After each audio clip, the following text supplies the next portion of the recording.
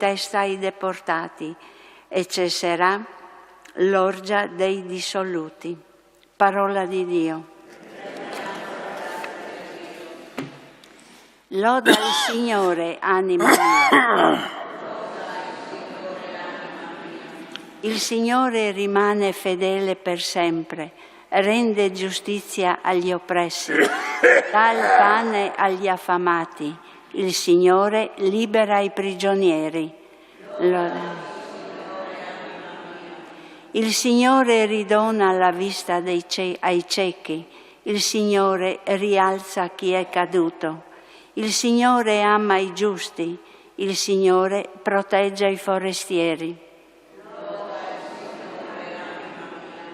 Egli sostiene l'orfano e la vedova, ma sconvolge le vie dei malvagi.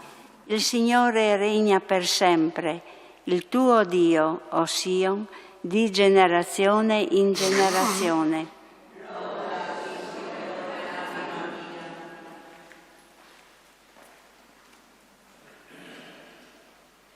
Dalla prima lettera di San Paolo Apostolo a Timoteo. Tu, uomo di Dio, evita queste cose, tendi invece alla giustizia, alla pietà, alla fede, alla carità, alla pazienza, alla mitezza. Combatti la buona battaglia della fede, cerca di raggiungere la vita eterna alla quale sei stato chiamato e per la quale hai fatto la tua bella professione di fede davanti a molti testimoni. Davanti a Dio che dà vita a tutte le cose e a Gesù Cristo che ha dato la sua bella testimonianza davanti a Ponzio Pilato, ti ordino di conservare senza macchia e in modo irreprensibile il comandamento fino alla manifestazione del Signore nostro Gesù Cristo, che al tempo stabilito sarà a noi mostrata da Dio, il beato e unico sovrano, il Re dei Re e Signore dei Signori, il solo che possiede l'immortalità e abita una luce inaccessibile. Nessuno fra gli uomini lo ha mai visto, né può vederlo. A Lui onore e potenza per sempre. Amen. Parola di Dio. Grazie a Dio. Alleluia, alleluia, alleluia. Gesù Cristo da ricco che era si è fatto povero per voi, perché voi diventaste ricchi per mezzo della sua povertà. Alleluia, alleluia, alleluia.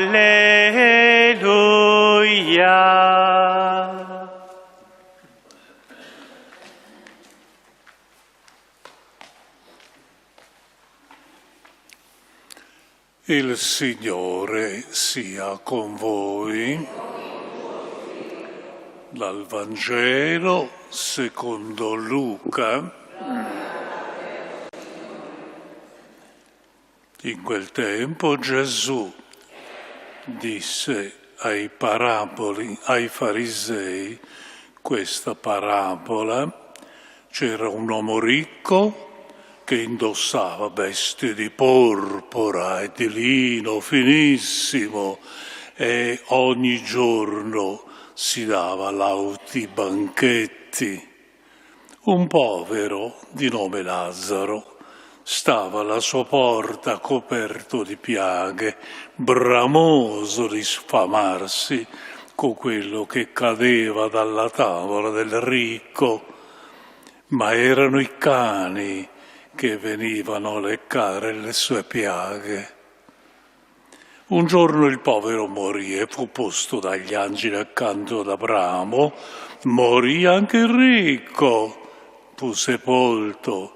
Stando negli inferi fra i tormenti, alzò gli occhi e vide lontano Abramo e Lazzaro accanto a lui. Allora gridando disse: Padre Abramo, abbi pietà di me, manda Lazzaro a intingere nell'acqua la punta del dito e a bagnarmi la lingua, perché soffro terribilmente in questa fiamma. Ma Abramo rispose: Figlio, ricordati che nella vita tu hai ricevuto i tuoi beni e Lazzaro i suoi mali, ma ora in questo modo lui è consolato, tu invece sei in mezzo ai tormenti. Per di più, tra noi e voi è stato fissato un grande abisso. Coloro che di qui vogliono passare da voi non possono, né di lì possono giungere fino a noi.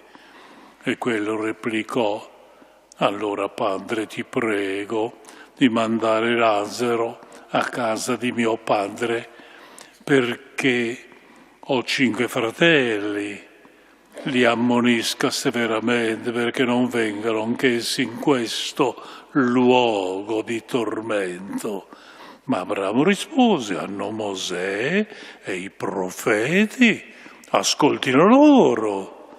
E lui replicò: no, padre Abramo, ma se dai morti qualcuno andrà da loro, si convertiranno. Abramo rispose: se non ascoltano Mosè e i profeti, non saranno persuasi, neppure se uno risorgesse dai morti. È parola del Signore.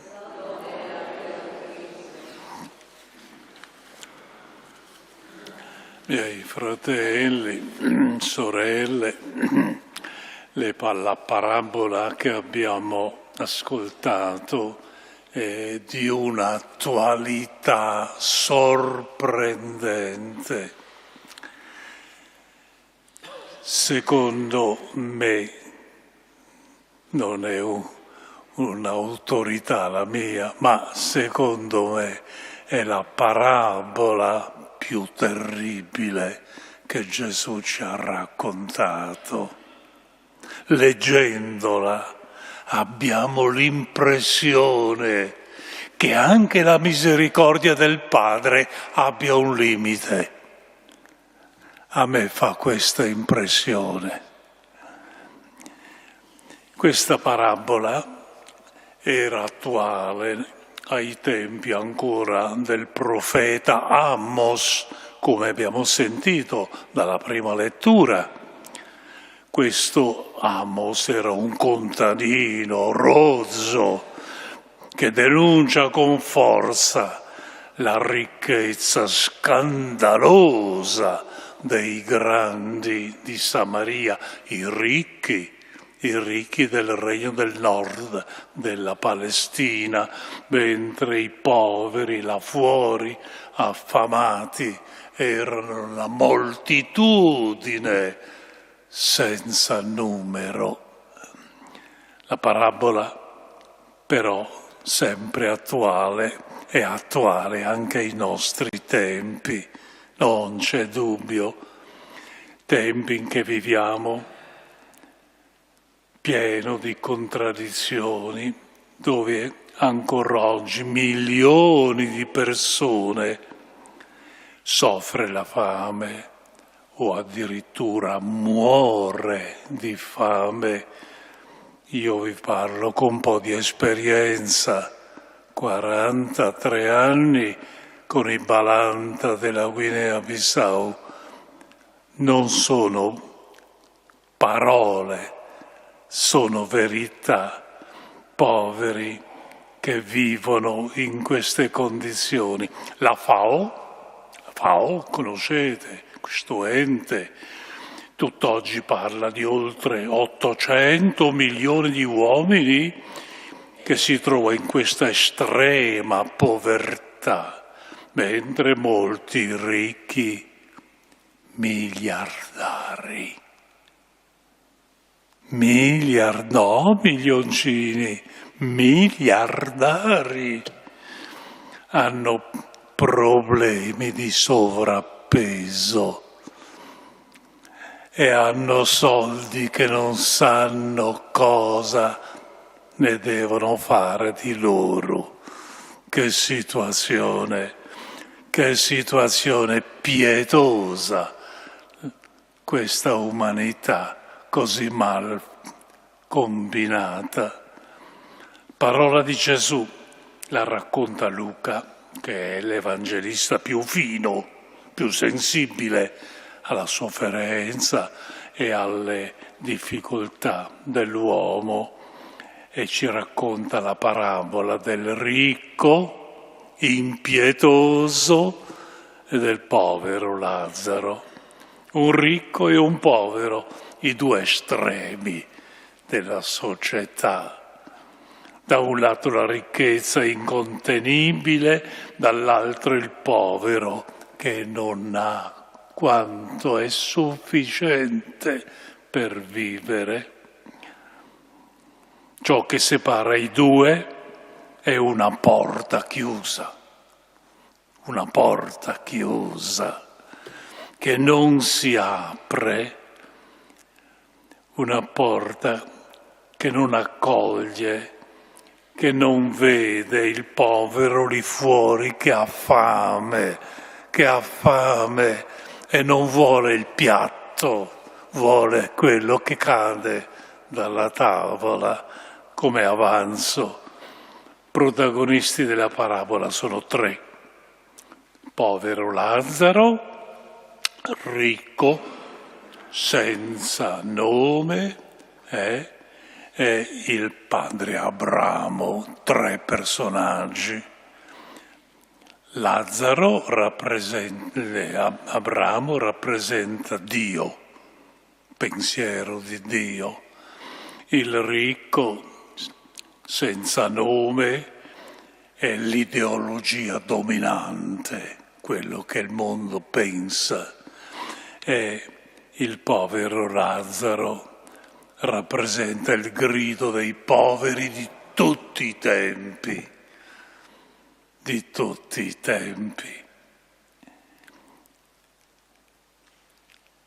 Il ricco senza nome, Gesù non gli ha dato un nome perché non se lo merita. Un nome, Lazzaro sì, ma il ricco non se lo merita. È un ricco senza umanità, senza compassione, interessato solo a se stesso. La porta che divide i due, che rende impossibile ogni loro rapporto, è l'indifferenza più sfacciata, il non interesse per chi soffre, il disprezzo per i poveri. Voi non l'avete mai visto? Disprezzo per i poveri. Sembrano una categoria che non dovrebbero esistere, certo, però non come pensiamo noi. La parabola di Gesù si svolge in due momenti che io chiamerei l'oggi dell'uomo. Oggi siamo noi protagonisti, è il domani di Dio. Quello non è nostro, quello non è in conto a noi. La parabola non è suggerita però, ricordiamocelo, da nessun senso di vendetta nei confronti del ricco più fortunato del povero, ma da un amore per l'umanità, un amore superiore che vuole salvi tutti gli uomini e li vuole tutti felici. La ricchezza non è sinonimo di malvagità, però la miseria nessuno la vuole, neppure il padre. No, la miseria non è evangelica.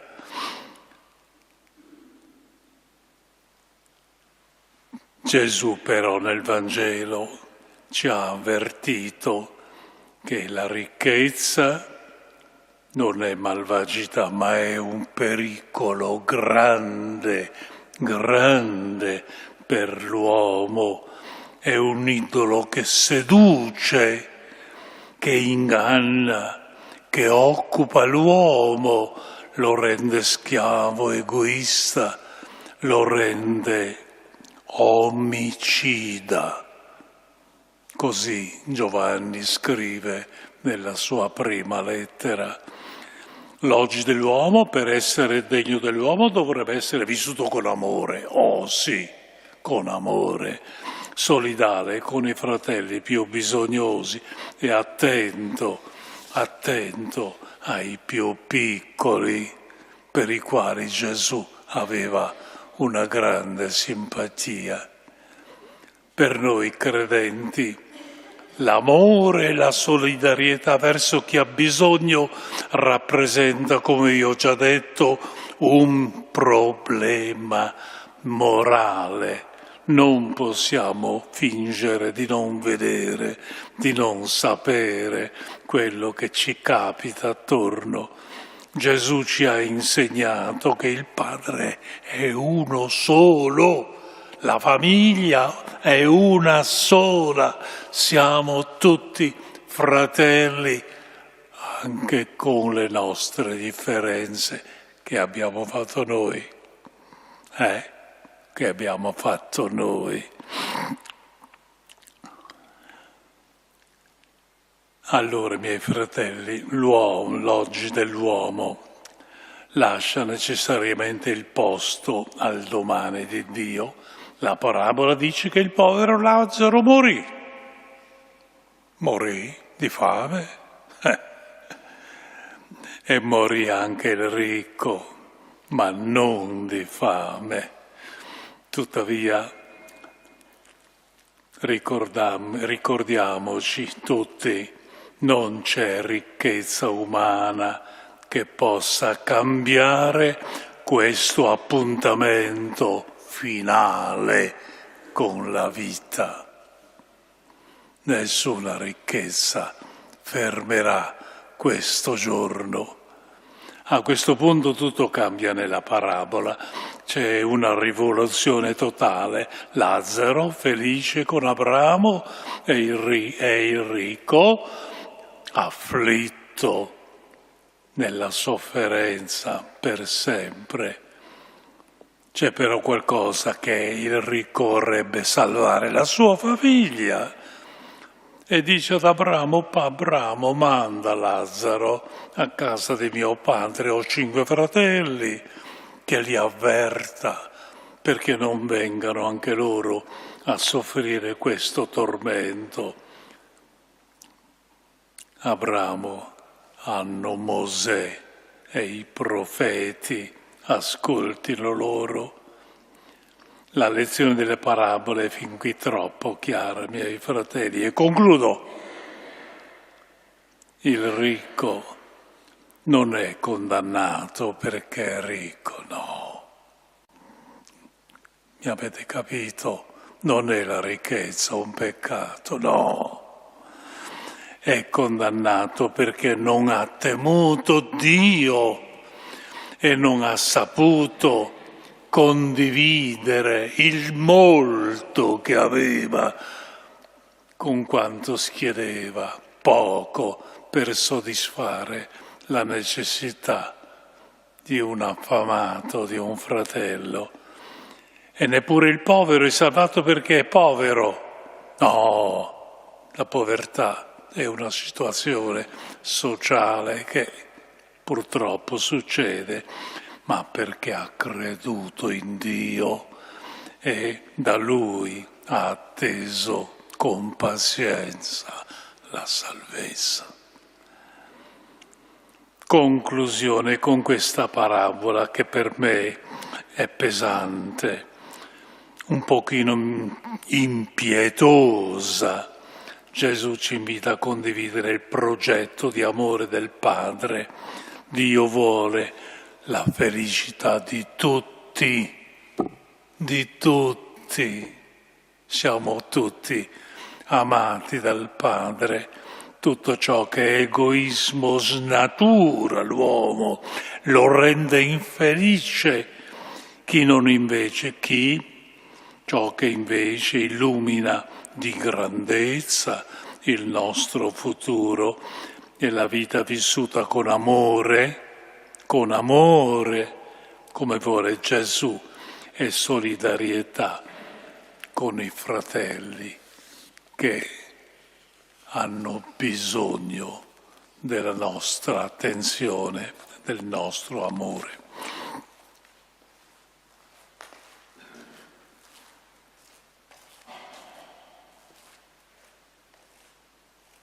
Facciamo la professione di fede. Credo in un solo Dio.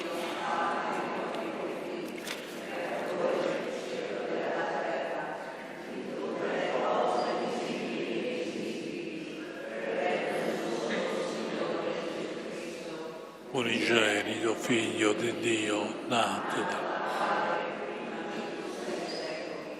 Dio, luce da Lui, generato, non creato.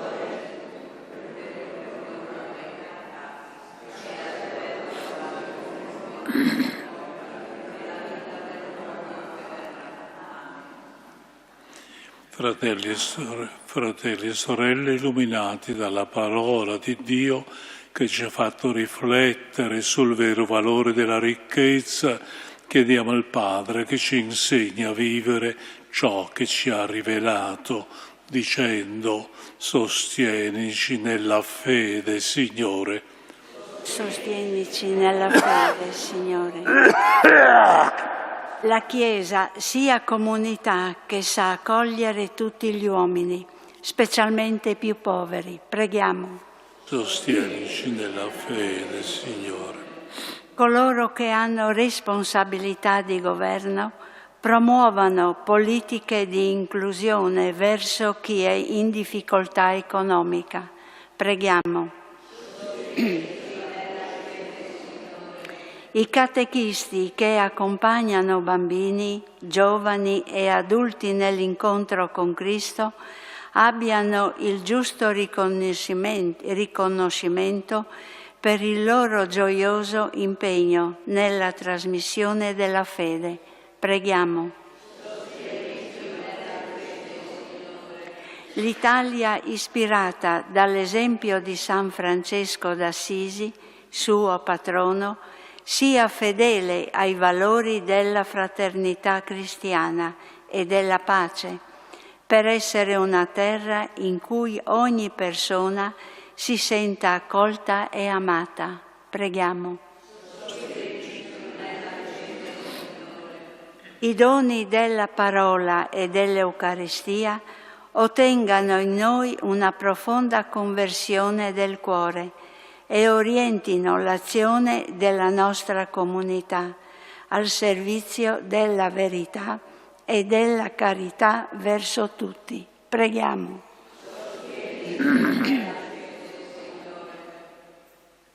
O Dio, che innanzi ai poveri ristabilisci la giustizia e con un mondo lacerato dall'egoismo, rendici capaci di mettere in pratica il comandamento dell'amore, unica legge del tuo regno, per Cristo nostro Signore.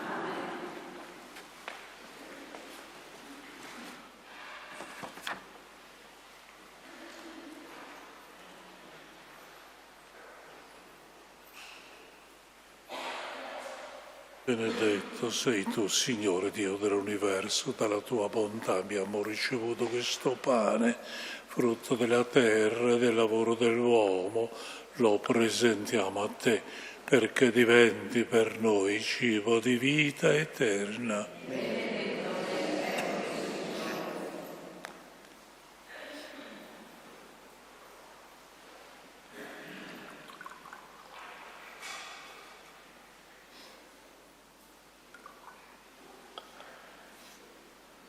Benedetto sei tu, Signore Dio dell'universo, dalla tua bontà abbiamo ricevuto questo vino, frutto della vita e del lavoro dell'uomo, lo presentiamo a te perché diventi per noi bevanda di salvezza.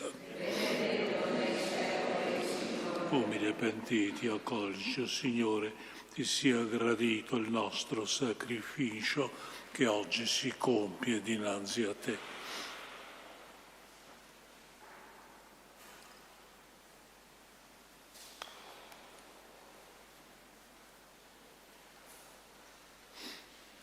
Pregate, fratelli e sorelle, perché questo nostro sacrificio sia gradito a Dio Padre Onnipotente.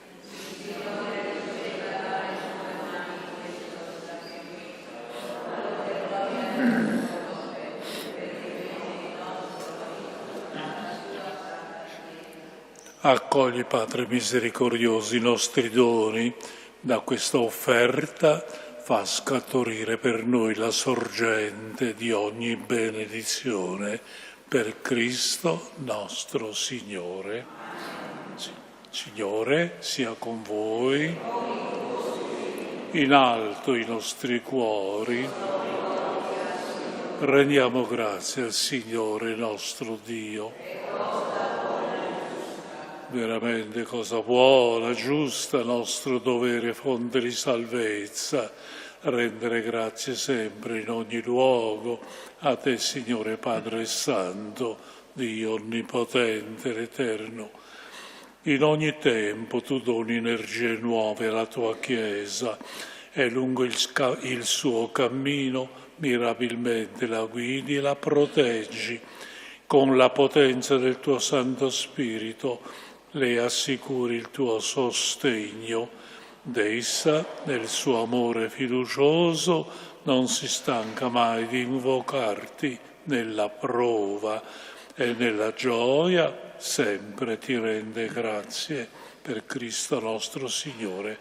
Per mezzo di Lui, uniti agli angeli santi, proclamiamo la tua lode. Santo, santo, santo il Signore, Dio dell'universo, i cieli e la terra sono pieni della tua gloria. Osanna nell'alto dei cieli. Benedetto colui che viene nel nome del Signore. Osanna nell'alto dei cieli. Veramente santo sei tuo Padre, fonte di ogni santità. Ti preghiamo, santifica questi doni con la rugiada del tuo Spirito, perché diventino per noi il corpo e il sangue del Signore nostro Gesù Cristo. Egli, consegnandosi volontariamente la passione, prese il pane, rese grazie, lo spezzò, lo diede ai suoi discepoli e disse: prendete e mangiatene tutti, questo è il mio corpo offerto in sacrificio per voi.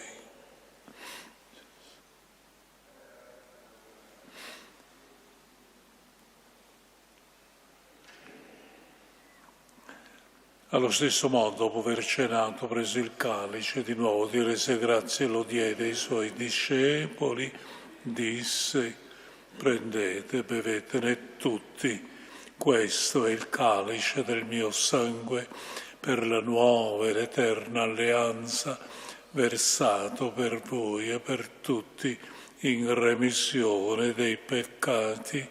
Fate questo in memoria di me.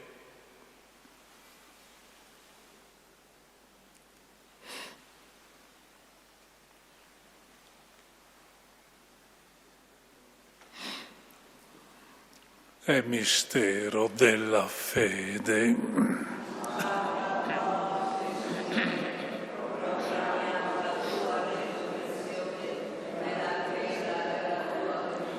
Celebrando il memoriale della morte e risurrezione del tuo Figlio, ti offriamo, Padre, il pane della vita, il calice della salvezza. Ti rendiamo grazie perché ci hai resi degni di stare alla tua presenza a compiere il servizio sacerdotale. Ti preghiamo umilmente per la comunione al corpo e al sangue di Cristo. Lo Spirito Santo ci riunisca in un solo corpo. Ricordati, Padre, della tua Chiesa, diffusa su tutta la terra e qui convocata nel giorno in cui Cristo ha vinto la morte, ci ha resi partecipi della sua vita immortale.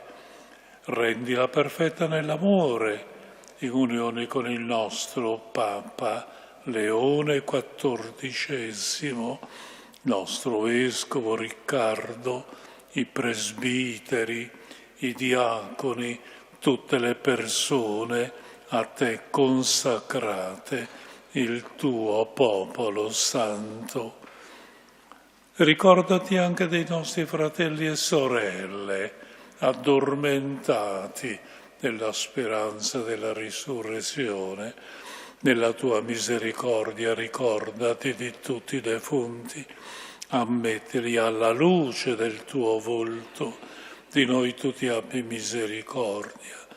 Donaci di aver parte alla vita eterna, insieme con la Beata Maria, Vergine Madre di Dio, San Giuseppe, suo sposo, gli Apostoli, i martiri e tutti i santi che in ogni tempo ti furono graditi, e in Gesù Cristo tuo Figlio canteremo la tua gloria. Per Cristo, con Cristo e in Cristo, a te Dio Padre Onnipotente, nell'unità dello Spirito Santo, ogni onore e gloria per tutti i secoli dei secoli.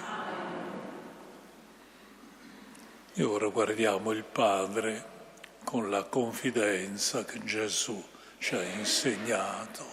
Padre nostro, santificato il tuo nome, venga il tuo regno.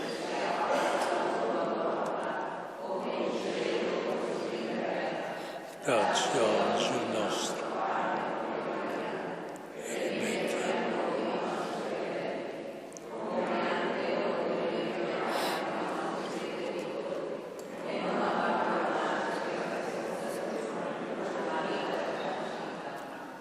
Liberaci, Signore, da tutti i mali, concedi la pace ai nostri giorni, con l'aiuto della tua misericordia vivremo sempre liberi dal peccato, sicuri da ogni turbamento, nell'attesa che si compia la beata speranza e venga il nostro Salvatore Gesù Cristo.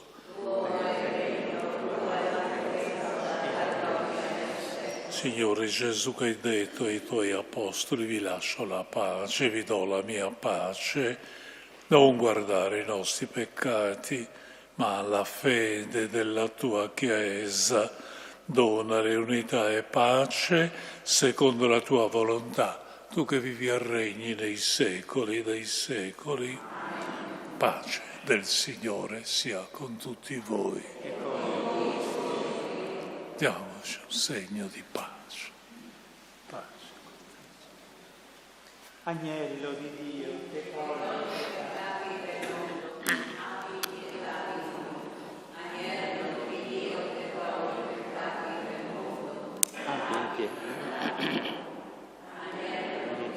che toglie i peccati del mondo.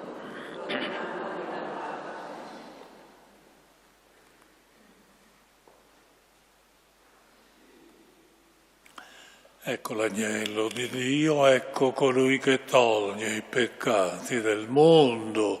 Beati gli invitati alla cena dell'agnello. O Signore, è il nostro regno.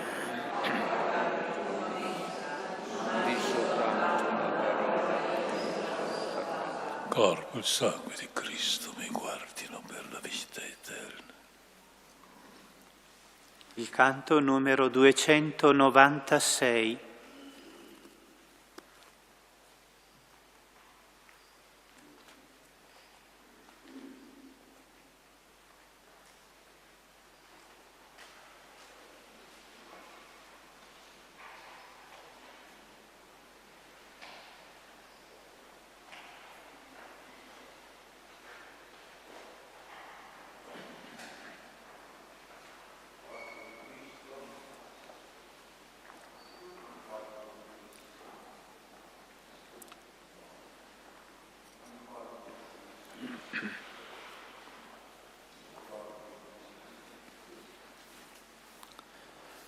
Mistero della cena è il corpo di Gesù.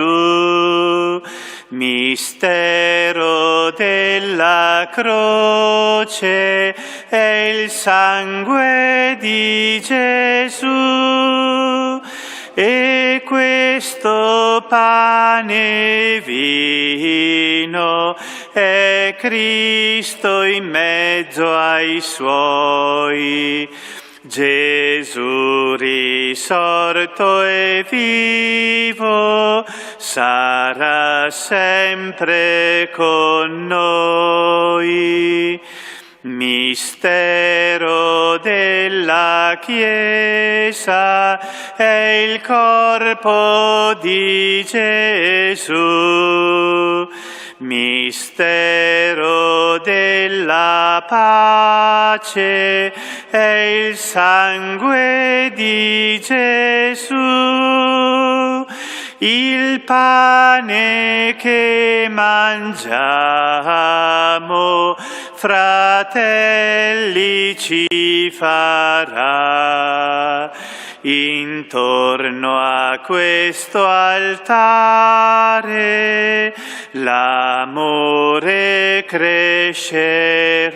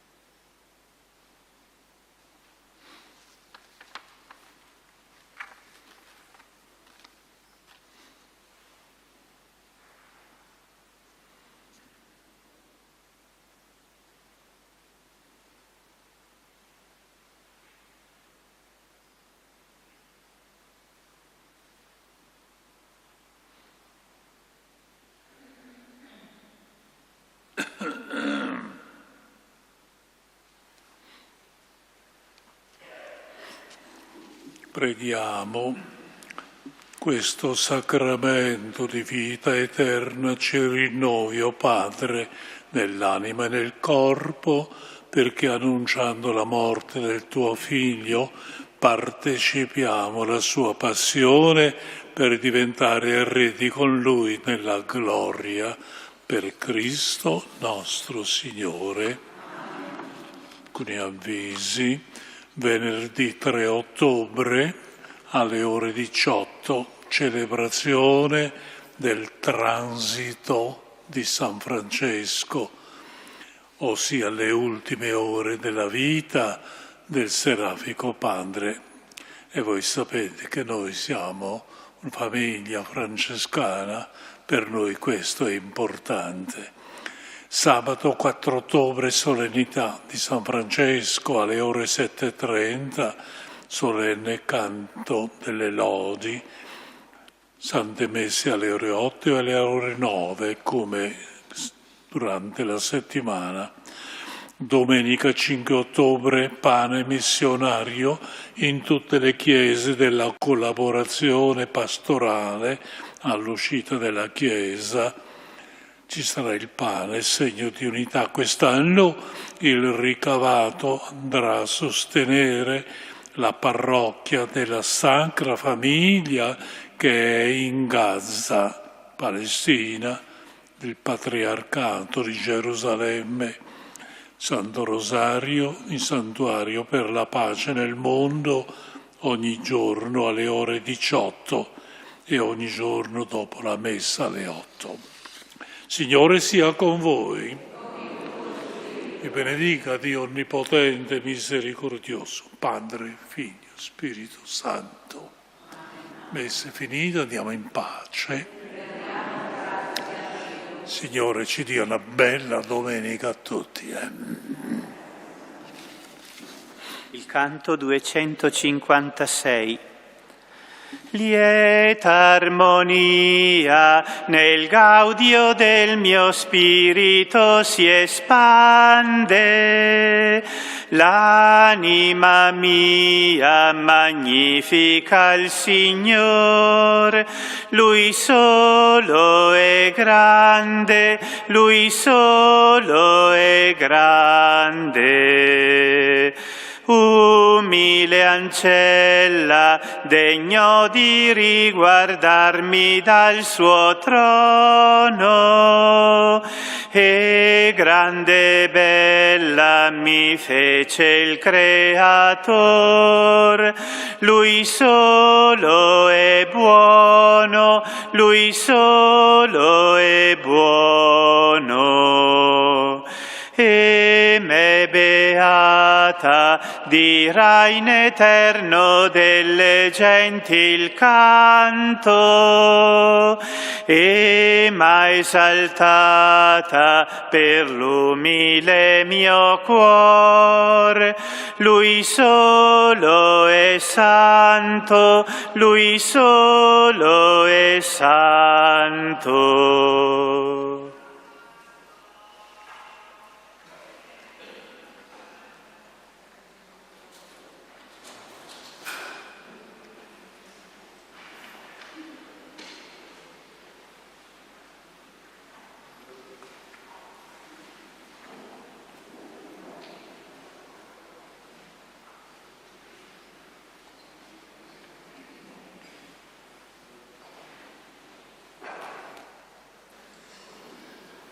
Buongiorno a tutti. Sabato